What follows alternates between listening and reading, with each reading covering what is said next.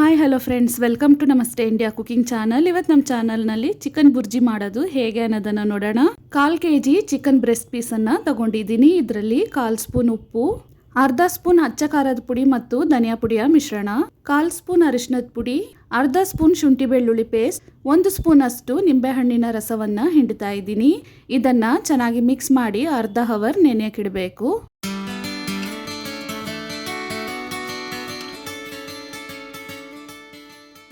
Chicken ಇವಾಗ ನೆಂದು ಅರ್ಧ hour ಆಗಿದೆ. ಇದನ್ನು ಹಾಗೇನೆ ಮಿಕ್ಸಿನಲ್ಲಿ ಹಾಕಿ ನುಣ್ಣಕ್ಕೆ ರುಬ್ಕೊಂಡಿದ್ದೀನಿ. ನೀರೇನು ಹಾಕಬಾರ್ದು.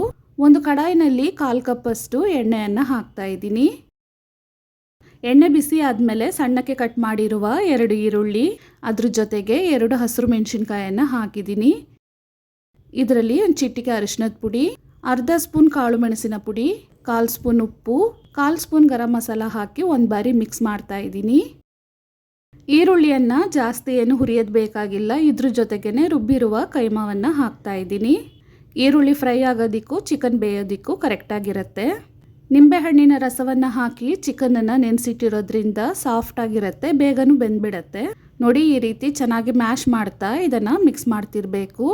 ಇದರಲ್ಲಿ ಇನ್ನೂ ಅರ್ಧ ಸ್ಪೂನ್ ಅಷ್ಟು ಅಚ್ಚ ಖಾರದ ಪುಡಿ ಮತ್ತು ಧನಿಯಾ ಪುಡಿಯ ಮಿಶ್ರಣವನ್ನು ಹಾಕ್ತಾ ಇದ್ದೀನಿ. ನೀರನ್ನು ಹಾಕಿ ಬೇಯಿಸೋ ಅವಶ್ಯಕತೆ ಇಲ್ಲ. ಚಿಕನ್ ಹಾಗೇನೆ ತುಂಬ ಚೆನ್ನಾಗಿ ಬೆಂದ್ಬಿಡತ್ತೆ. ನೋಡಿ, ಚೆನ್ನಾಗಿ ಮ್ಯಾಶ್ ಮಾಡಿ ಈ ರೀತಿ ಬೇಯಿಸಿದ್ದೀನಿ. ಸ್ಟೀಲ್ ಕಡಾಯಿ ಆಗಿರೋದ್ರಿಂದ ಸ್ವಲ್ಪ ತಳ ಹಿಡಿದಿದೆ. ಇಂಡಾಲೆಮಲ್ಲಿ ಮಾಡಿದ್ರೆ ಈ ರೀತಿ ತಳ ಹಿಡಿಯೋದಿಲ್ಲ. ಇವಾಗ ನೋಡಿ, ಚಿಕನ್ ತುಂಬಾ ಚೆನ್ನಾಗಿ ಬೆಂದಿದೆ.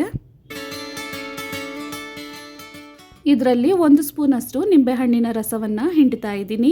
ಕಟ್ ಮಾಡಿರುವ ಕೊತ್ತಂಬರಿ ಸೊಪ್ಪನ್ನು ಹಾಕಿ ಒಂದು ಬಾರಿ ಚೆನ್ನಾಗಿ ಮಿಕ್ಸ್ ಮಾಡಿ ಸ್ಟವನ್ನು ಆಫ್ ಮಾಡಬೇಕು. ತುಂಬಾ ಸುಲಭವಾದ ಮತ್ತು ರುಚಿಯಾದ ಚಿಕನ್ ಬುರ್ಜಿ ಇವಾಗ ರೆಡಿಯಾಗಿದೆ.